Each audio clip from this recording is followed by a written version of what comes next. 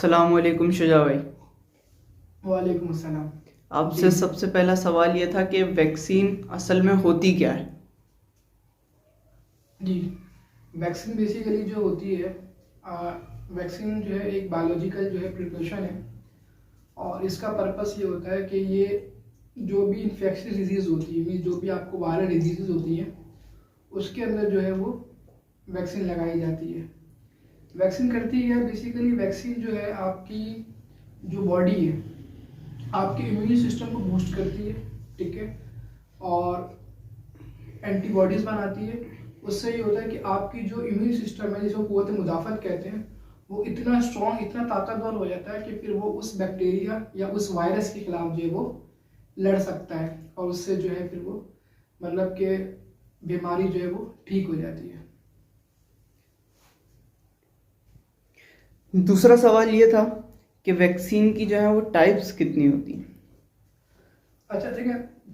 Basically जो है मतलब जो दो मेन टाइप्स हैं वैक्सीनेशन की, जो वैक्सीन की नंबर वन जो होती है आपकी, देखिए दो तरह की होती है। एक होती है आपकी लाइव और एक आपकी होती है किल्ड, जिसे हम एक को एक्टिव वैक्सीन कहते हैं और एक को इनएक्टिव वैक्सीन कहते हैं। जो लाइव होती है उसको हम दूसरा नाम देते हैं एटीन्यूएटेड, और जो किल्ड वैक्सीन होती है उससे हम जो है बेसिकली डेड वायरस भी कहते हैं उसको हम। ठीक है।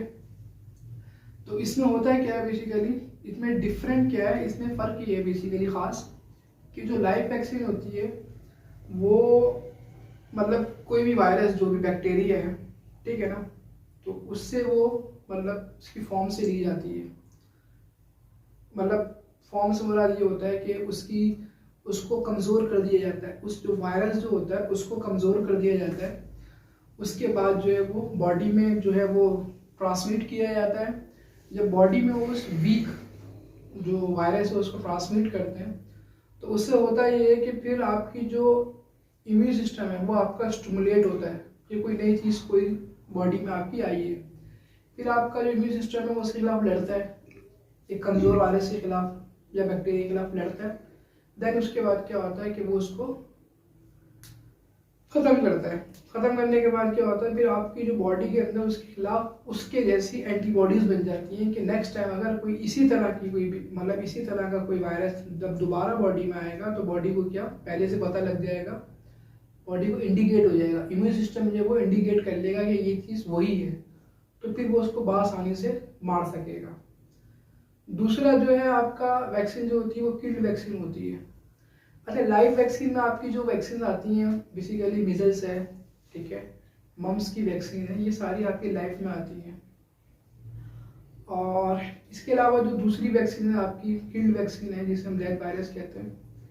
इसमें क्या होता है, इसमें क्या होता है, जो वायरस होता है ना या बैक्टीरिया, या तो हम उसका प्रोटीन लेते हैं या फिर हम क्या करते हैं कि उसकी कोई भी एक स्मॉल पार्ट जो है ना वो मतलब लेते हैं, उससे जो है हम उसको जनरेट करते हैं वैक्सीन को, और फिर बॉडी में ट्रांसमिट करते हैं। फिर वो एक लंबा प्रोसेस होता है, तो उसके बाद जो है फिर वो आपका वही सेम इम्यून सिस्टम जो है उस तरह काम करता है और वैक्सीन को जो है वो इंडिकेट कर लेता है। उसके बाद जब भी कोई इस तरह का वायरस आपकी बॉडी में आता है तो उसको पहले से आपका जो इम्यून सिस्टम है वो तैयार होता है उससे लड़ने के लिए। तो ये जो है दो खास फर्क है और दो मेन जो है वो वैक्सीन हैं, टाइप्स हैं। तीसरा सवाल ये था कि भाई वैक्सीनेशन क्या होती है। वैक्सीनेशन सिंपल है। वैक्सीनेशन बेसिकली एक प्रोसेस है, ठीक है। मेडिकल में ये यही है कि एक चीज़ सिखाई जाती है, मतलब कि जो टर्मिनोलॉजीज होती हैं उसमें कि जिसमें लास्ट में जो TION आ रहा हो तो वो एक प्रोसेस को शो करता है, लाइक स्टरलाइजेशन। तो वैक्सीन क्या, वैक्सीन एक प्रोसेस है बेसिकली, जिसमें कि आप एक वैक्सीन जो है वो इंजेक्ट करते हो, ठीक है, बॉडी के अंदर ट्रांसमिट करते हो, जस्ट लाइक यही है, सिंपल।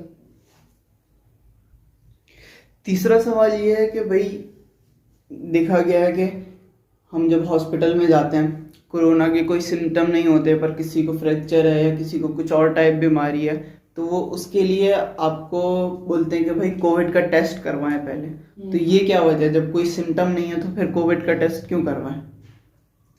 देखिए, वजह ये है कि असल में WHO ने एक प्रोटोकॉल बना दिया है, इसे आप यूनिवर्सल प्रोटोकॉल भी कह सकते हैं। जितने भी इदारे हैं वर्ल्ड वाइड, जितने हॉस्पिटल्स हैं। तो उसकी वजह ये होती है, असल में ये टेस्ट इसलिए करवाया जाता है क्योंकि बेसिकली देखें, ये पहली बात तो इसको समझ लें कि ये वर्ल्ड वाइड प्रोटोकॉल बन गया है जो कि WHO ने बनाया है। इसमें हम आप कुछ नहीं कर सकते, ठीक है, हमें उसको फॉलो करना पड़ता है क्योंकि सबसे बड़ी जो हेल्थ ऑर्गेनाइजेशन है वो WHO है।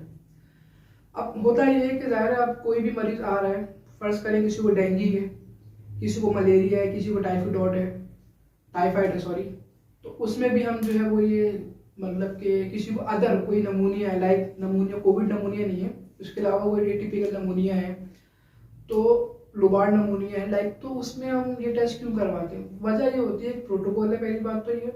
दूसरा, हम ये चेक करना चाहते हैं क्योंकि अगर नमूनिया का पेशेंट है तो सारे सिम्टम्स जो है वो मिलते जुलते होंगे, क्योंकि नमूनिया के पेशेंट्स में जो है वो SOB की कंप्लेन होती है, शॉर्टनेस ऑफ ब्रेथ होती है, पेशेंट डिसैचुरेट भी कर रहा होता है, ठीक है, तो इसीलिए हम उसको डिफ्रेंशिएट करने के लिए करवाया जाता है। दूसरा इसलिए भी करवाया जाता है कि क्योंकि जो कोविड है उसमें जो वायरस वाली जो वायरल डिजीज होती हैं, इनमें क्या होता है, एसिम्टोमेटिक होती हैं, मतलब सिम्टम नहीं होते। तो हो सकता है उस वक्त पेशेंट को दूसरी बीमारी, मतलब डेंगू के सिम्टम आ रहे हो सकता है उसको कोविड भी साथ में हो सकता है। तो हो सकता है कोविड के सिम्टम उसको नहीं आ रहे हो, शो नहीं हो रहे हो, एसिम्टोमेटिक, लेकिन डेंगू उसको प्रॉपर जो है वो सिम्टम, उसके साइनिक सिम्टम जो उसको शो हो रहे हो, एहतियात तौर पे उसको रूल आउट करने के लिए आप एहतियात तौर पे करवा लेते हो। और दूसरा, जैसे आपने कहा फ्रैक्चर की, तो कोई फ्रैक्चर्स वगैरह है, कोई सर्जरीज वगैरह है, ठीक है, मेजर है, माइनर है, कोई भी सर्जरी है उसको, ठीक है ना, एल्ट्रोटमी वगैरह है उसकी, कुछ भी लाइक, ठीक है ना, तो उसके लिए भी ज़ाहिर आप OT के अंदर जो है वो इक्विपमेंट यूज़ होते हैं आपके, ठीक है ना, तो उसमें ज़ाहिर है आपको, जैसे आप HEPB का पेशेंट होता है ना, HEPB का HEPC का पेशेंट होता है, तो उसके लिए आप जो किट आप अलग करते हो ना कि भाई ये HEPC की किट है, ठीक है ना, और ये जो है HEPB की किट है, वो इसलिए आप उसको अलग करते हो ताकि वो उसी पेशेंट पे इस्तेमाल हो सके। क्योंकि देखें जो स्टरलाइजेशन है ना, कभी कभी हो सकता है ज़ाहिर वो 100% नहीं होती, ठीक है ना, और दूसरा ये होता है कि अगर फर्ज करें आपने एक HEPB के पेशेंट पे जो है वो किट यूज़ की और वही किट आपने एक नॉर्मल पेशेंट जिसको कोई ऐसी बीमारी नहीं थी उस पर आप इस्तेमाल कर दी, तो उसमें क्या होगा? तो अब अगर फर्ज करें अगर HEPB के पेशेंट की किट है और HEPC के पेशेंट की किट है, और अगर वो ज़ाहिर है मैंने आपको बताया जैसे पहले कि अगर वो नॉर्मल पेशेंट पे यूज़ हो जाए फर्ज करें और प्रॉपर वो स्टरलाइज नहीं हुई भी हो, तो ज़ाहिर चांसेस हैं कि उस पेशेंट को जो है वो वायरस लग सकता है, या तो इसमें जो है हमें एहतियात करनी होती है, इसलिए भी ये टेस्ट करवाया जाता है ताकि जो है हमें पता लग जाए कि भाई ये पेशेंट नॉर्मल है और ये जो है इसको इस तरह का कोई वायरस नहीं है। और आपने देखा होगा जब भी ये टेस्ट करवाते हैं मतलब कि सर्जरी से पहले, तो उसमें जो है वो हेपेटाइटिस B, C के टेस्ट भी करवाए जाते हैं, तो वो तो बीमारी आपको नहीं होती, लेकिन वो इसीलिए करवाए जाते हैं कि इनके अगर कोई बीमारी आपको है, चाहे हिडन है, आपको नहीं पता, आपने जो है और कोई इस तरह के सिम्टम आपको शो नहीं हुए और वो बीमारी आपको निकल आई, तो फिर ज़ाहिर उसके लिए फिर जो है वो नुकसान हो सकता है एक आम मरीज को आपकी वजह से, जो ज़ाहिर है वो जो यूज़ सामान आप पे होगा, इक्विपमेंट्स जो है वो किसी दूसरे पे यूज़ हो गए तो वो नुकसान हो सकता है, या किसी दूसरे के जो है वो HEPC का पेशेंट था और वो अल्लाह ना करे कि आपके मेरे का यूज़ हो गया इक्विपमेंट्स, तो वो सारा फिर आपको वो बीमारी लग सकती है। तो इसलिए भी एहतियात की जाती है, इसलिए भी टेस्ट करवाया जाता है ताकि पता लग जाए कि इस तरह का कोई मसला नहीं है, पेशेंट हर तरह से क्लियर है। बस चौथा सवाल ये था कि भाई जब कोई बंदा, कोई वैक्सीन है, कोई 1 डोज वाली है या 2 डोज वाली है और उसके 1 या दोनों डोजेस लगवा लिए हैं, फिर भी हम अगर जाते हैं हॉस्पिटल में तो फिर भी टेस्ट होता है, या देखा गया जैसे प्राइम मिनिस्टर साहब हैं, उनको उन्होंने एक वैक्सीन की 1 डोज लगवाई थी, फिर उन्हें दोबारा 3 दिन बाद कोरोना हो गया था, तो इसकी वजह क्या है? मतलब क्या वैक्सीन के बाद दोबारा कोरोना हो जाता है, क्या मसला होता है ये? देखें ये दो मतलब मुतनाज़ा सवालात हैं, ठीक है। पहला सवाल देखें, पहले हम डिस्कस कर लेते हैं ये जो हमारे प्राइम मिनिस्टर साहब हैं इनके बारे में। इनको 1 डोज लगी थी और सेकंड जो है वो 2-3 दिन बाद जो है इनको कोविड हो गया था। बेसिकली देखें मैंने अपने पहले डिस्कस किया वैक्सीन टाइप में कि एक लाइव वैक्सीन होती है और एक किल्ड वैक्सीन होती है, एक्टिवेट और इनएक्टिवेट। जो कोविड है ना बेसिकली क्या है कि ये लाइव वैक्सीन है, इसमें क्या करते हैं कि जैसे साइनोफार्म है आपके पास, साइनोफार्म की जो वैक्सीन है कोविड की, उसमें क्या होता है बेसिकली वो एक वीक वायरस होता है आपकी बॉडी में, एक वीक वायरस होता है, कोविड का ही होता है, उसे वीक करके आपकी बॉडी में ट्रांसमिट किया जाता है। फिर आपका जो इम्यून सिस्टम है वो उसको इंडिकेट करता है, उससे लड़ता है और उसके बाद जो उसको ख़त्म कर देता है। जब नेक्स्ट टाइम अगर इन केस कोई ऐसा दोबारा वायरस आएगा तो आपकी बॉडी जो है पहले से उसको पता होता है उस बीमारी की, मतलब कि उस वायरस के बैक्टीरिया के बारे में, भाई तो वही है, ठीक है। तो क्या करती है वो फौरन उस पर अटैक करती है और उसको बासानी पहले की निस्बतन मात दे देती है, आपकी जो कुव्वत मुदाफ़त है। तो इसी तरह होता है। और एक चीज़ और, जो प्राइम मिनिस्टर ने वैक्सीन करवाई थी, फर्स्ट डोज लगवाई, अब फर्स्ट डोज जब लगवाई जाए उससे पहले उनको कोविड नहीं हुआ, ये आपके इल्म में होगा कि उनको उससे पहले कोविड नहीं हुआ था, वैक्सीन की डोज लगने के बाद हुआ। वैक्सीन की डोज लगने के बाद इसीलिए हुआ क्योंकि ज़ाहिर एक वीक वायरस आपने बॉडी में ट्रांसमिट किया है, तो कुछ तो सिम्टम उसके आएंगे ना। क्यों? क्योंकि आपकी बॉडी का एक अंदर का जो एक इम्यून सिस्टम था उसने रिस्पॉन्ड किया कि कुछ चीज़ बॉडी में गई है, मतलब कोई ऐसी बॉडी को इंडिकेट किया है कि कुछ गलत हो रहा है आपकी बॉडी के अंदर। फिर उस बॉडी ने जो है आपका जो कुव्वत मुदाफ़त इम्यून सिस्टम है उसने उसके खिलाफ लड़ा और उसको ख़त्म किया या मात दी, ठीक है।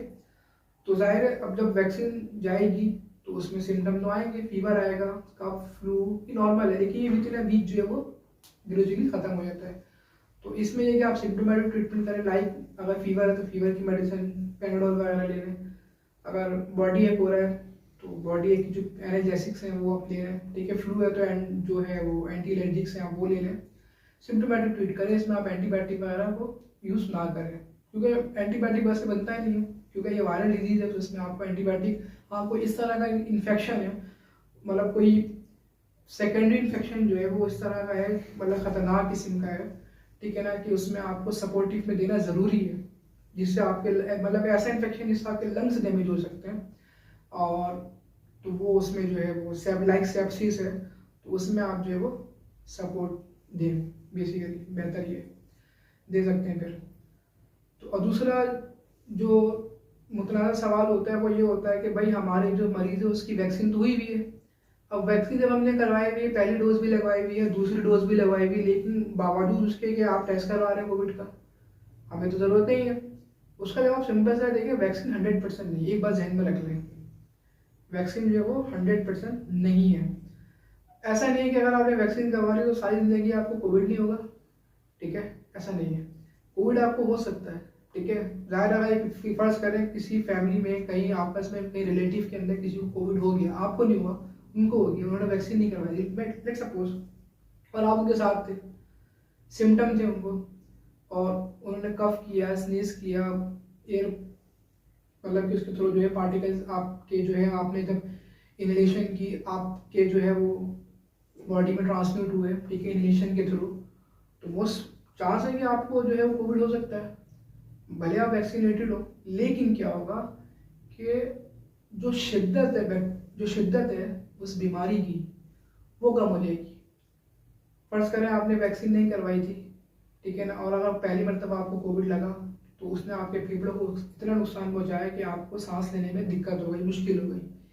लेकिन जब आपने वैक्सीन करवा ली तो वही वायरस है, लेकिन क्या है कि जब आपके बॉडी को पता है, आपका बॉडी उसको जानता है कि उसको कैसे मारना है, और बॉडी आप जल्दी रिस्पॉन्ड करेगी पहले की निस्बतन, क्योंकि बॉडी में आपको ऑटोइम्यून पहले से, एक तो आपकी ये अल्लाह ने जो है वो नेचर रखा हुआ, नेचर में कुदरती है कि आपकी बॉडी में कोई भी कोई एंटीबॉडीज बन जाते हैं किसी भी वायरस के खिलाफ। लेकिन कभी कभी वायरस ऐसा होता है तो ज़ाहिर उसके लिए आप एहतियात तौर पर, प्रोफाइलैक्सिस तौर पर आप कोई ना कोई ट्रीटमेंट तो करते हैं थेरापेटिक, तो उसके लिए आप वैक्सीनेशन करवाते हैं ताकि जो बीमारी की शिद्दत है वो कम हो जाए और जानलेवा ना हो, ये वजह होती है। और ये मतलब नहीं है कि मतलब आपने वैक्सीनेशन करवा ली है तो आप ये 100% नहीं है। अब मैं आपको छोटी सी मिसाल से फर्ज करें, आप हैप्पी की जो है वैक्सीनेशन कराते हैं, लेकिन अगर फर्ज करें आप किसी इदारे में काम करते हैं हॉस्पिटल के अंदर, और आपको जो है वो आपकी बॉडी जो है फिंगर्स पे कोई कट लगा हुआ था और पेशेंट की आपने प्रिक किया कैनुला, और वो ब्लड जो है हैप्पी पेशेंट का आपके कट पे लग गया, तो चांस है कि वो आपकी बॉडी में जो है वो ट्रांसमिट हो जाएगा, जबकि आप वैक्सीनेटेड हो। लेकिन क्या है, उसकी वो शिद्दत नहीं होगी, उसकी वो मतलब जानलेवा नहीं होगा, शायद वो आपके लिए जानलेवा नहीं होगा उस तरह का कि अगर आप वैक्सीनेटेड नहीं होते तो, ठीक है।